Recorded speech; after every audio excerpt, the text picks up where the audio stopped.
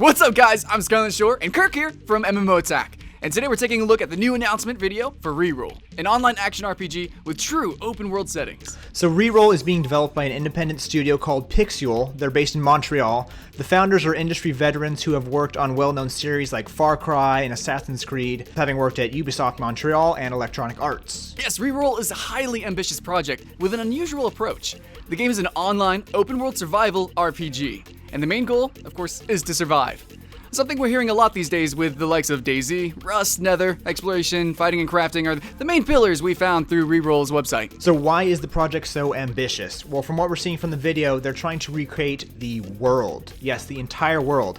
PIXYUL has partnered with a couple of companies, one of them being SenseFly, which is the company that develops and markets mini drones that will allow accurate mapping of the world, which they will use in the game world. They plan to complement its drone source data with other resources, including a digital terrain model, but scanning the real world is important for PIXYUL because players can more easily connect their real world surroundings with what they've seen in game. Let's talk about character evolution, and let's talk about the skill system. So ReRoll is going to feature a deep and massive skill tree to mimic real life, and it does not feature a traditional class system. You build your character the way you want it. And it appears that characters must be purchased. Each character comes with a set of proficiencies, but obviously they can be leveled up, and you should be able to learn any proficiencies in the game, regardless. We kind of talk about crafting here, which we found out on the website. It mentions some things like farming, hand loading, fixing and customizing your car. I don't know why they focused on that one so much, but it looks like that's probably going to be very important, especially with such a large world. But crafting is not the only way that you'll be able to trade and raid with loot with your friends or buy some from off NPCs.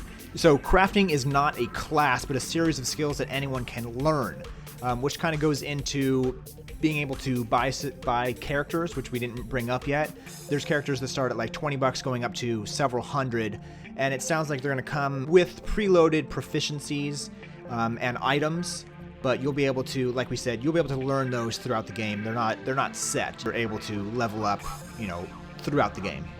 Yeah, so it's a pretty big world. You could do whatever you want. You can start out with a $20 character, travel the world, do what you need to do, craft and stuff like that. Or if you just want to start doing something very specific or kind of be a luxury, have like some soft, cushiony sort of gameplay, then maybe you'll spend $300 to have that awesome Humvee with the kayak. So you could do that. But yes, and customized colors on the Humvee. Oh, customized. Oh, wow. Yes, that's going to be awesome, actually. So I'll definitely have flowers on mine. But speaking about the world, as we see, they have a big emphasis on vehicles. They have a big emphasis on actually playing the actual world in its scale. So how big is this going to be, and what is it actually going to look like? Well, they did say that it's going to be a post-apocalyptic world, but it's going to be accurate to our own. So this world is facing apparently many threats, of which really haven't been mentioned. We know that some wildlife is going to be a bit more aggressive. We know that there are going to be mutants, so maybe a little bit of Fallout inspiration there. But players have control to visit pretty much anywhere on Earth, or you could just settle down and kind of do whatever you want. Really, that's the point of the game.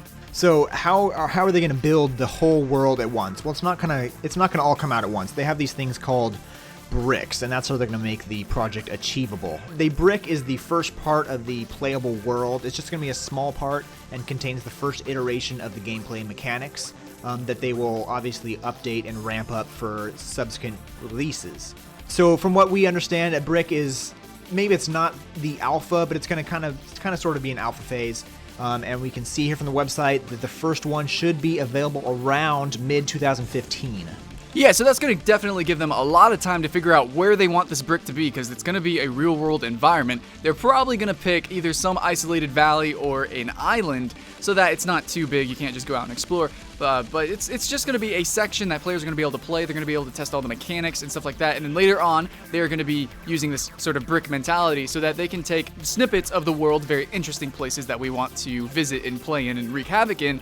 And then slowly they're going to combine them and do that. So it's probably going to be very similar to War Z or Infection Survival Stories, where it's basically like levels instead of a whole seamless, immersive world. So what we can tell from the video here is there is a slight bit of visual prototype around 146 in the trailer, in the announcement video, sorry. So it looks like it's going to be kind of like a 2D overlaid world, point and click style. possibly on a tile system. We're thinking it might be similar to like a Dead Frontier, and I think Skylight can speak more to that. Basically, what we're thinking this game is going to be, what we think ReRoll is going to be, is something like Dead Frontier. Basically, take that idea and then times 1,000.